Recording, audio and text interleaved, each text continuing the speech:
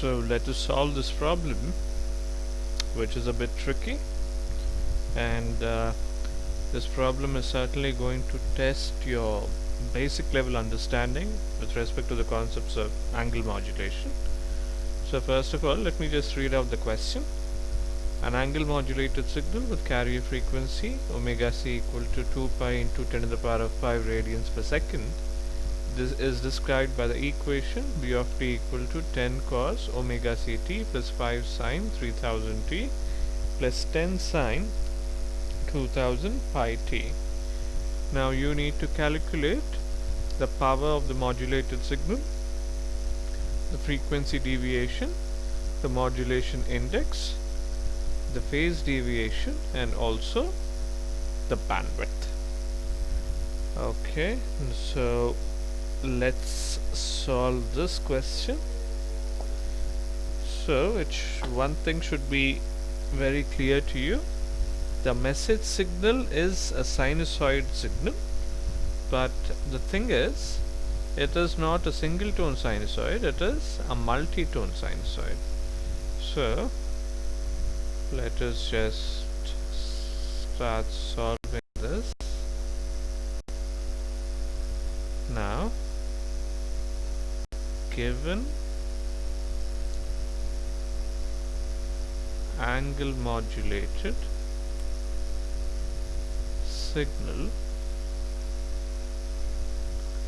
which is v of t equal to 10 cos,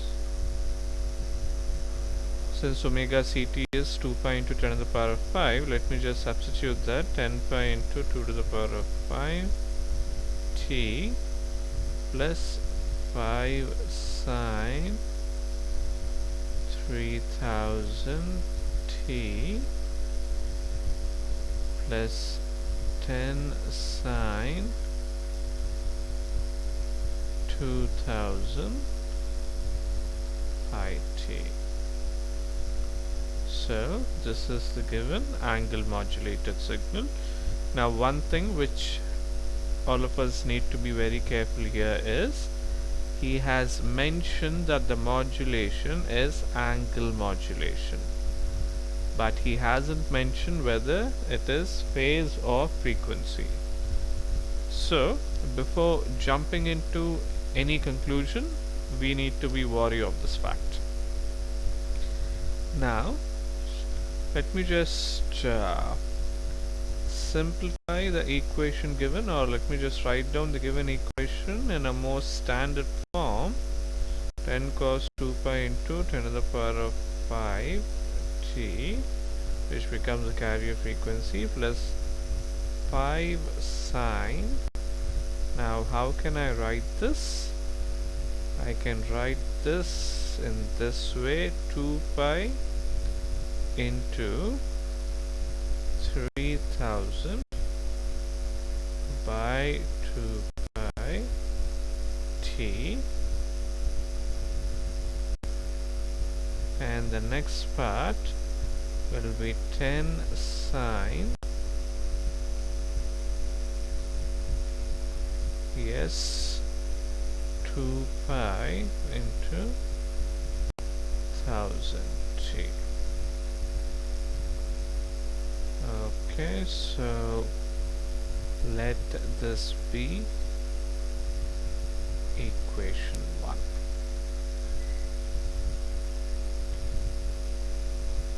So one thing, it is angle modulated, and another thing, the given message is a multi-tone sinusoid. So we can't exactly figure out what the message signal is, since the form of modulation is not mentioned in specific. So let us see what we can do with the given data.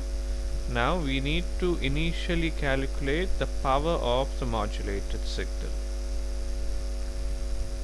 So let us go ahead and calculate that.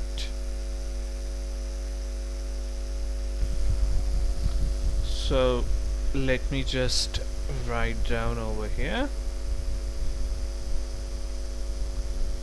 So we are going to calculate the first thing, which is the power. So the first one, power in the angle modulated signal. Now it is obvious we are dealing with an angle modulated signal, so the given angle modulated signal is a cos function, and it is clear that the envelope is constant with respect to time. So because of this reason, I can simply say that the power associated is 10 square by 2, which is 50 watts. So this is what we have, very simple to calculate. Now next we are supposed to calculate the frequency deviation. Alright, now coming to the calculation of frequency deviation, first of all it should be clear what frequency deviation is. Basically, we know that Fi of t indicates the instantaneous frequency, and we know the relationship between the instantaneous frequency, the carrier frequency, and the message signal is this. Now frequency deviation, which is denoted by delta f, is equal to Fi of t minus Fc max, which is equal to absolute value or absolute maximum of kf into m of t. Now let me be more general when I mean frequency deviation. Delta f is basically used when the message signal is a single tone sinusoid. Now since the message signal is a multi-tone sinusoid, let me just write down like this.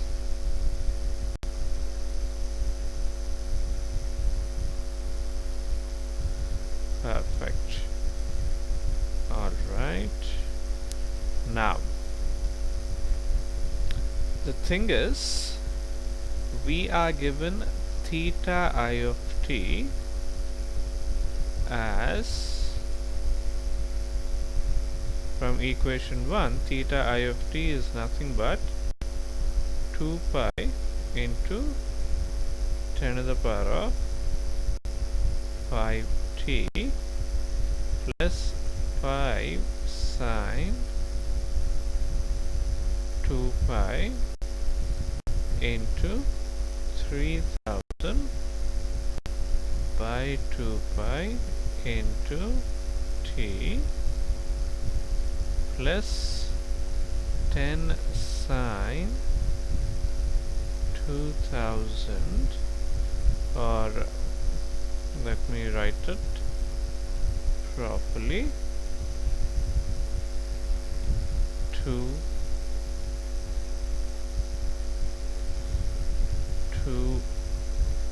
pi into 1000 t. So this is the instantaneous angle from equation 1. Now we know this already, that Fi of t is equal to 1 by 2 pi d, the first order time derivative of the instantaneous angle.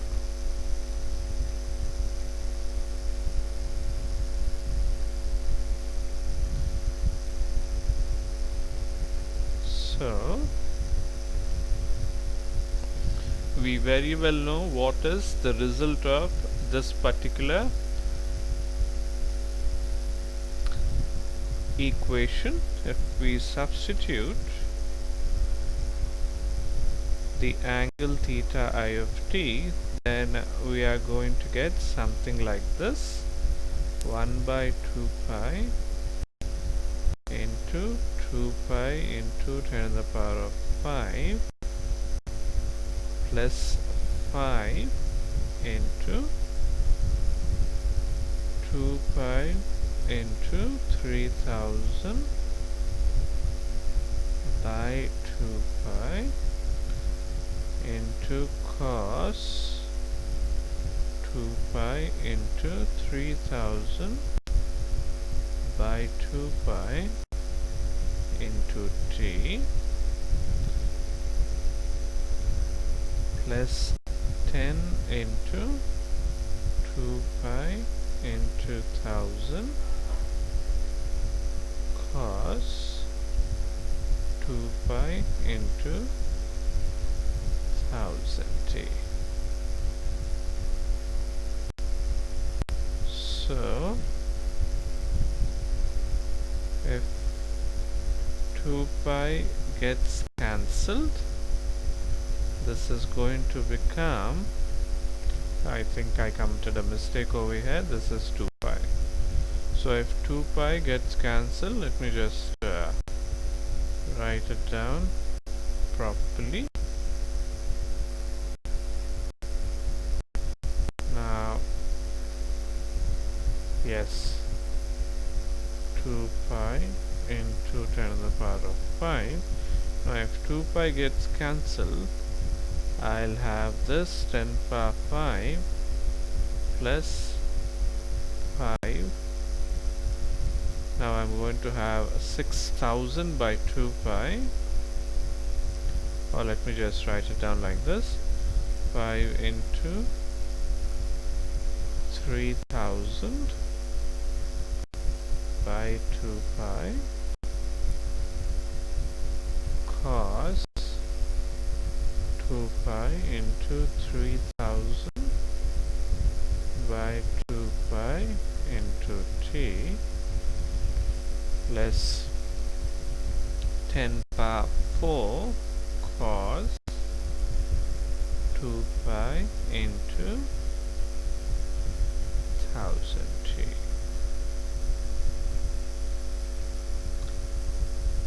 Now we already know that this is the carrier frequency, and that should be evident from the details given in the question. The angular frequency is 2 pi into 10 to the power of 5, which means the linear frequency is supposed to be 10 to the power of 5 Hertz. So we know what Fc is. So the frequency deviation for this particular case is equal to 5 into 3000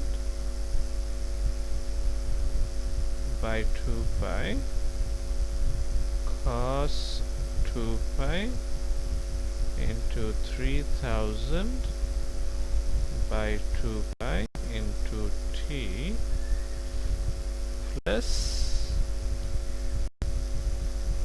10 to the power of 4 cos 2 pi into 1000 t max. So this will become the frequency deviation.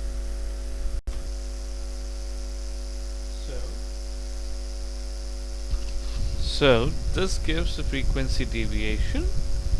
Now to calculate the exact figure,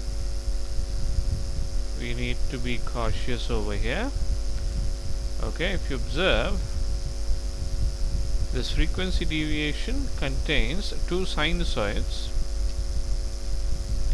and of different periods, of course. So what we need to be aware of this is this term and and this term will add in phase at some particular time instant, and when that happens, both the terms cos 2 pi into 3000 by 2 pi t and cos 2 pi into 1000 t will give the maximum value of 1. So the frequency deviation will become 5 into 3000 by 2 pi plus 10 to the power of 4, which is equal to, if you do the calculation, the answer is 12387.32, or if I write it down in terms of kilohertz, it will be 12.387 kilohertz. So this is the frequency deviation pertaining to this particular example. Next, we are supposed to calculate the modulation index. Now the modulation index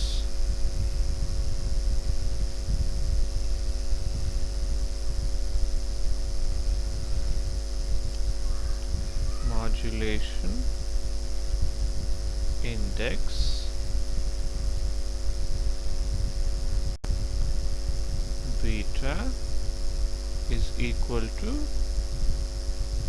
frequency deviation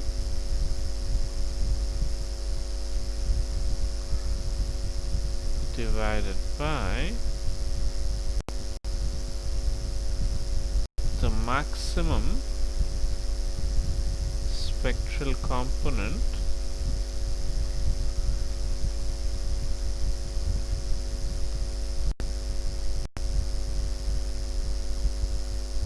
in the message signal.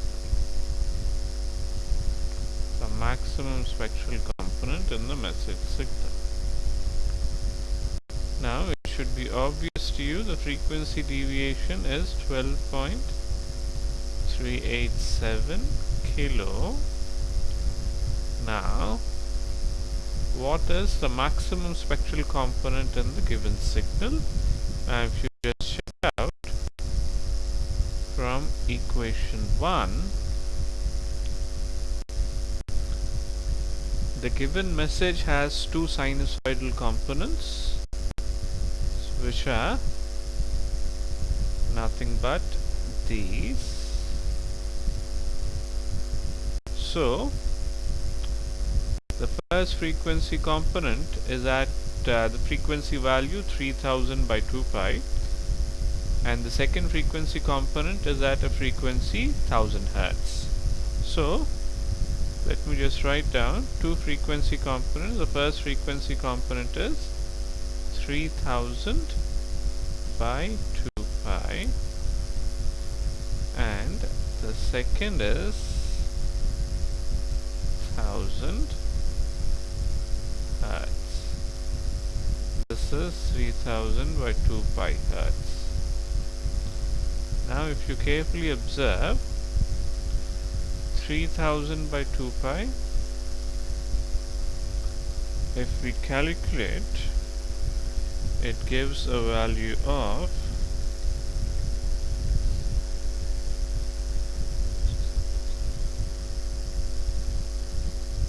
477.46 Hertz, which is obviously excuse me, less than the value of f2, which is 1000 Hertz. So the highest frequency component is 1000 Hertz over here. So FM value is 1000, or the highest frequency component value is 1000. So let us just go back and calculate the modulation index, and let me just write it more perfectly. We are supposed to have the highest spectral component in the given message. So the highest spectral component is 1000. So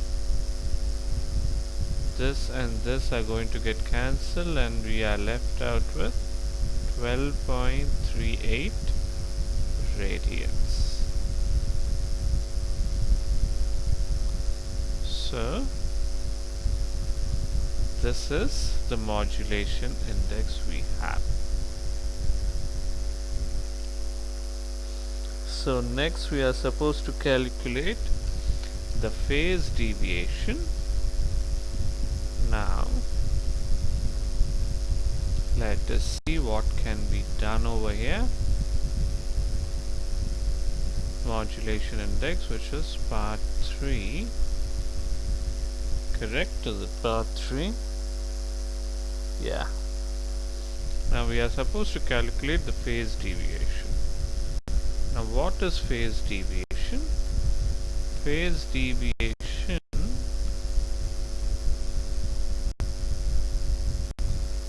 is equal to the maximum value of theta I of t minus omega ct.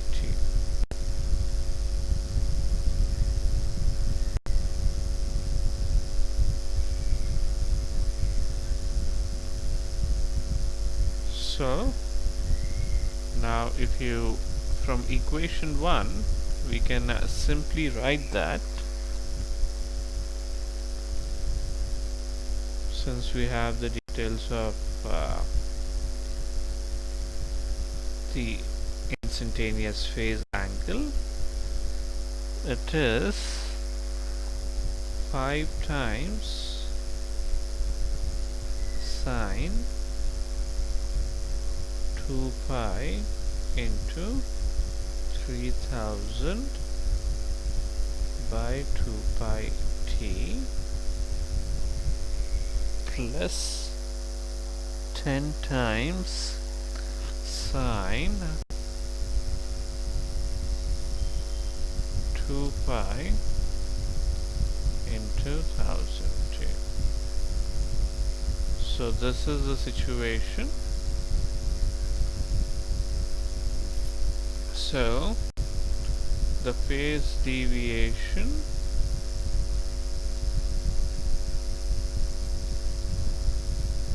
will simply be equal to 5 plus 15, which is 20 radians. So you just got to be careful with this.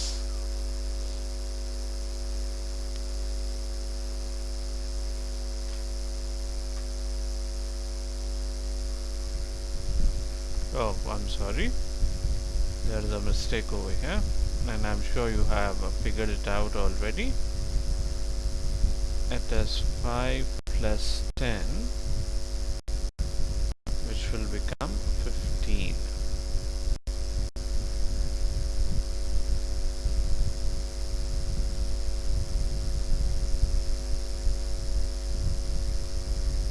So we are done with the phase deviation, and we are left with the last parameter that is supposed to be calculated, which is bandwidth.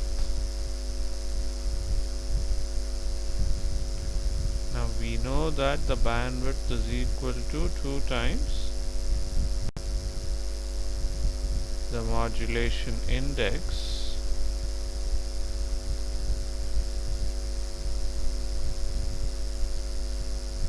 plus 1 into highest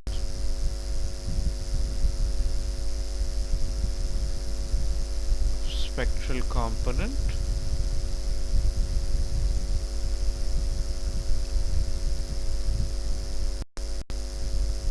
of message signal.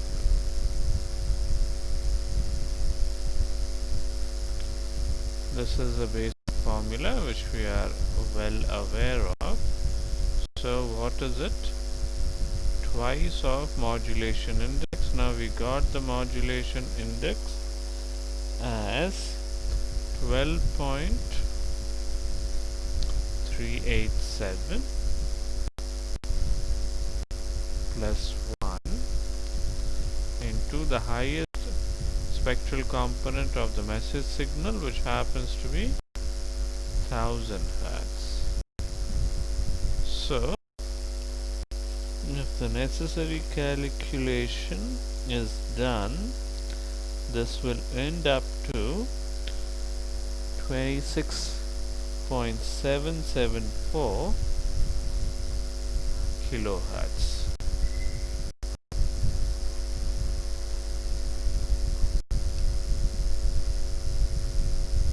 So this is the final answer we got. And if you observe one thing, the modulation index is 12.387. So let us, for simplicity, let us take it as 12. Or in other words, we are supposed to consider 13 sidebands so that we can get the accurate bandwidth.